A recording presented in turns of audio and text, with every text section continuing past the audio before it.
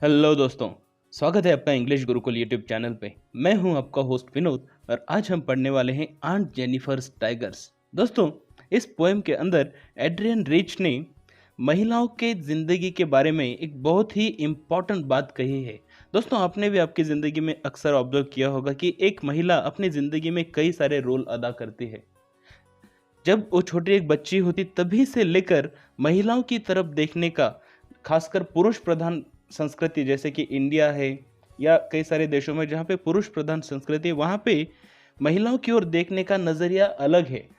चाहे फिर वो एक छोटी सी बच्ची ही क्यों ना हो, उस छोटी उम्र से ही हम उन्हें छोटे छोटे ऐसे रिस्पॉन्सिबिलिटीज देना शुरू कर देते हैं जो कि हम उसी उम्र के मेल बच्चों से एक्सपेक्ट नहीं करते। और जैसे जैसे उम्र बढ़ती जाती है वैसे वैसे महिलाएं अपनी ज़िंदगी में इन रिस्पॉन्सिबिलिटीज़ के नीचे दबती जाती है। और यही रीज़न है कि जब हम बात करते हैं मेल फीमेल इक्वेलिटी की, तो अक्सर हम देखते हैं कि फीमेल्स एक कंप्लेन करती हैं। फीमेल्स का ये रहता है कि उन्हें अपनी ज़िंदगी में कभी मेल के बराबर इक्वेलिटी का एहसास ही नहीं हुआ, कभी नहीं हुआ, क्योंकि उनकी रिस्पॉन्सिबिलिटीज़ बहुत अलग है। और महिलाओं से समाज एक्सपेक्ट करता है, घर एक्सपेक्ट करता है कि वो रिस्पॉन्सिबल हो, लेकिन वो same responsibility male counterpart से नहीं की जाती है। तो चलो देखते हैं इस पोएम में आन जेनिफर टाइगर्स में आखिर पोइट क्या कहना चाहती हैं। फर्स्ट स्टांजा के अंदर पोइट कहते हैं, आन Jennifer's tigers prawns across a screen bright topaz denizens of a world of green. अब यहाँ पे वो बात कर रहे हैं ये टाइगर्स की, जो बाघ होते हैं उनकी बात कर रहे हैं, और वो करे आंट जेनिफर्स टाइगर्स। दोस्तों, यहाँ पे एपोस्ट्रोफी यस का यूज किया गया है। तो जिस तरह से हम कहते हैं कि विनोद स्पेन, तो हम जब विनोद स्पेन ऐसे लिखेंगे तो हम वहाँ पे एपोस्ट्रोफी यस का प्रयोग करेंगे। सिमिलरली यहाँ पे आंट जेनिफर्स टाइगर्स ऐसे कहा गया है। तो ये जो जेनिफर है इसका सिमिलर ऐसा मीनिंग हो गया पोजेशन का। ये जो टाइगर्स है, जो बाघ है, इन्हें आंट जेनिफर पजेस करती है। अब कहाँ पे पजेस करती है? अपने दिमाग के अंदर, अपने जहन में, उनके माइंड सेट के अंदर उन खुले विचारों, ये शेर जो होते हैं उनको वो पजेस करते हैं, अपने दिमाग में रखती हैं। और वो कह रहे हैं ये जो टाइगर से प्रांस अक्रॉस द स्क्रीन। अब ये जो एक्चुअल टाइगर है, जैसे कि आप यहाँ पे इमेज में देख पा रहे हैं, ठीक उसी तरह से वो प्रांस करने की कोशिश कर रहे हैं। प्रांस करने का मतलब होता है छलांग लगाने की कोशिश करना। तो जिस तरह से इस इमेज में आप देख पा रहे हो, ठीक उसी तरह से जब पीछे वाले पैरों के ऊपर वजन देके आप सामने छलांग लगाते हो तो उस प्रोसेस को कहते हैं प्रांस करना।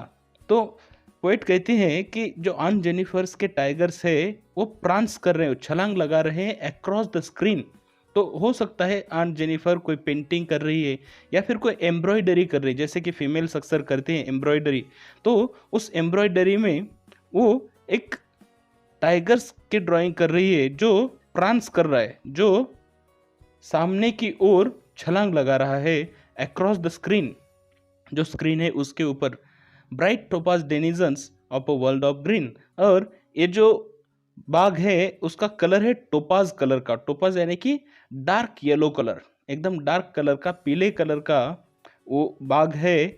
और उसे वो denizens of world of green बुलाती है। ये जो डेनिजन्स वर्ड है ये बहुत ही इंपॉर्टेंट है। इसका मतलब होता है कोई ऐसा प्राणी या कोई ऐसा एलिमेंट जो किसी एक एरिया की खासियत हो या उस एरिया के ऊपर उसका वास्तव्य हो। तो वर्ल्ड ऑफ ग्रीन के वो डेनिजन से, वर्ल्ड ऑफ ग्रीन से मतलब हुआ जंगल या फिर नेचर जो कि हरा होता है या हरियाली। तो वो कह रहे हरियाली की दुनिया के डेनिजन्स जिनके ऊपर प्राइमरीली इनका अधिकार होता है। वही दूसरी ओर अगर आप देखो आन जेनिफर के साथ अगर आप कंपेयर करो इन बाघ के जिंदगी को, तो आन जेनिफर अपनी ज़िंदगी में अपने घर की मालकिन ऐसे दिख सकते हैं, बस बाहर की दुनिया को ऐसे प्रतीत हो सकता है कि आन जेनिफर क्या है, उस घर की मालकिन है, लेकिन वो है नहीं। वही दूसरी ओर जो ये टाइगर से जो बाघ है वो वर्ल्ड ऑफ ग्रीन जंगल के वो राजा प्रतीत भी होते हैं और राजा है भी। ये फर्क है। इसीलिए यहाँ पे जो टाइगर्स का उन्होंने यहाँ पे एग्जाम्पल लिया हुआ है, उनकी एक्चुअली फ्रीडम की भावना को दिखाने के लिए वो बहुत ही सुटेबल हमें महसूस होता है। They do not fear the man beneath the tree. अब यहाँ पे ये जो टाइगर्स है, वो पहला रीज़न तो ये कि वो स्क्रीन के ऊपर ड्रॉ किए जा रहे, तो इसलिए कोई रीज़न नहीं है कि वो किसी से डरे। और साथ ही साथ अपने रियल लाइफ में भी जो टाइगर्स है वो किसी से नहीं डरते, इसलिए वो कहते they do not fear the man beneath the tree. जो पेड़ के नीचे खड़े हुए लोग हैं, उनसे ये जो टाइगर्स है, ये जो शेर है, वो उनसे नहीं डरते हैं।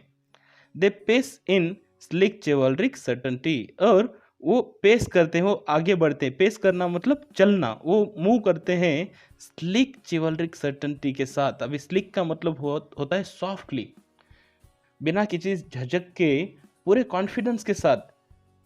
और चिवलरी का मतलब होता है पूरे करेज के साथ, पूरी हिम्मत के साथ। और वो जब चलते हैं तो उनके चलने के अंदाज से आपको सर्टेनिटी महसूस होती है, कॉन्फिडेंस महसूस होता है। और यहाँ पे जैसे कहा कि मेन, वो पुरुषों से नहीं डरते। और ऐसा क्यों कहा गया है? क्योंकि आंट जेनिफर पुरुषों से डरते हैं, वो अपने हस्बैंड से डरती है। लेकिन ना तो वो किसी पुरुष से डरते हैं, और भले ही वहाँ पे कोई पुरुष खड़े हो पेड़ के नीचे, झाड़ियों के नीचे, तो भी वो कंफर्टेबली, पूरे कॉन्फिडेंस के साथ, सर्टेनिटी के साथ वो मूव करते हैं, आगे बढ़ते हैं। Aunt Jennifer's fingers fluttering through the wool find even the ivory needle hard to pull। अब यहाँ पे वो कह रहे जो आंट जेनिफर की फिंगर से, जो उनकी उंगलियां है, वो फ्लटर हो रही है। फ्लटर होने का मतलब है ऐसे कांपना। तो वो कह रहे हैं उनकी जो उंगलियां हैं वो कांप रही है। क्यों? क्योंकि जब वो इस तरह का वूल के ऊपर जब वो इस तरह की एम्ब्रॉयडरी वर्क कर रही है और वो टाइगर निकाल रही है, तो वो अपनी भावना को वहाँ पे प्रदर्शित कर रही है। वो भावनिक हो चुकी है, और तीव्रता की वजह से भी उनके जो फिंगर्स है वो कांपने लगे, थरथराने लगी है। और इस वजह से जो आइवरी नीडल है, ये वर्ड यहाँ पे बहुत ज़्यादा ज़रूरी है, इसका बहुत इम्पोर्टेंस है। आइवरी नीडल जो है वो खींच नहीं पा रही है उस स्क्रीन से बाहर, क्योंकि वो वहाँ पे उस स्क्रीन के ऊपर एम्ब्रॉयडरी का काम कर रही है।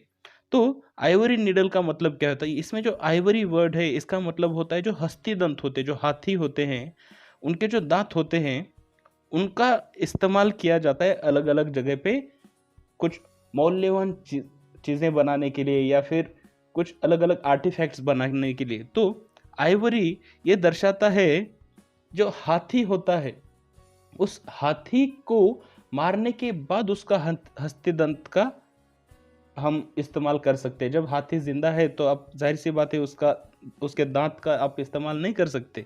तो मरा हुआ हाथी यहाँ पे वो दर्शाना चाहती है। जिस तरह से हाथी, जो कि एक बहुत ही पावरफुल और शानदार प्राणी है, उसका कत्ल कर दिया जाता है उसके दांत को निकालने के लिए, ठीक उसी तरह से इस आइवरी नीडल, इस शब्द का प्रयोग करके पोइट हमें जिताना चाहते हैं कि जो महिलाएं हैं, जैसे आंट जेनिफर है इस केस में, उनके अंदर भी हाथी की तरह ही बहुत ज़्यादा काबिलियत है, बहुत ज़्यादा ताकत है। लेकिन जिस तरह से हस्तिदंत निकाला जाता है हाथी को मार के, उनका खून करके, ठीक उसी तरह से आंट जेनिफर भी अपनी ज़िंदगी बिता रही है अपने खुद को मार के, हो सकता है उनकी इच्छाओं को मार के।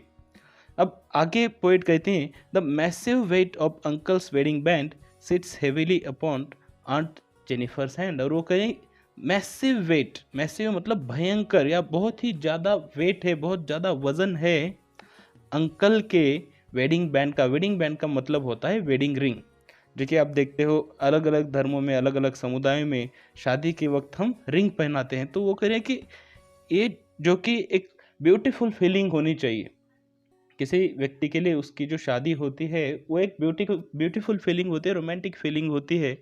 लेकिन आंट जेनिफर को ऐसा महसूस नहीं होता, बल्कि उनके हाथ में जो वो रिंग है उसका वज़न उन्हें बहुत मैसिव लगता है, बहुत ही ज़्यादा लगता है, वज़नदार लगता है। और वो कह रहे हैं कि वो उनके हाथ के ऊपर हेवीली बैठा हुआ है, और यही रीज़न है कि वो हेवी होने की वजह से, उसका वज़न ज़्यादा महसूस होने की वजह से उनकी फिंगर्स फ्लटर कर सकती है या फिर कमज़ोर महसूस कर सकती है।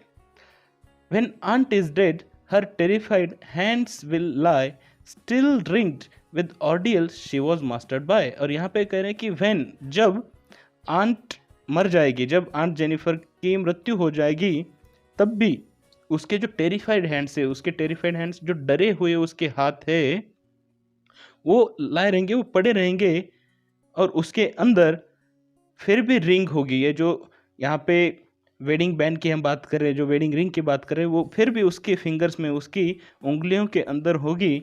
और यही वो वेडिंग बैंड है, वो रिंग है, जिसकी वजह से वो पूरी ज़िंदगी मास्टर्ड होती रही और ऑर्डियल्स का सामना करती रही। ऑर्डियल्स का मतलब होता है अपनी ज़िंदगी के खराब अनुभव।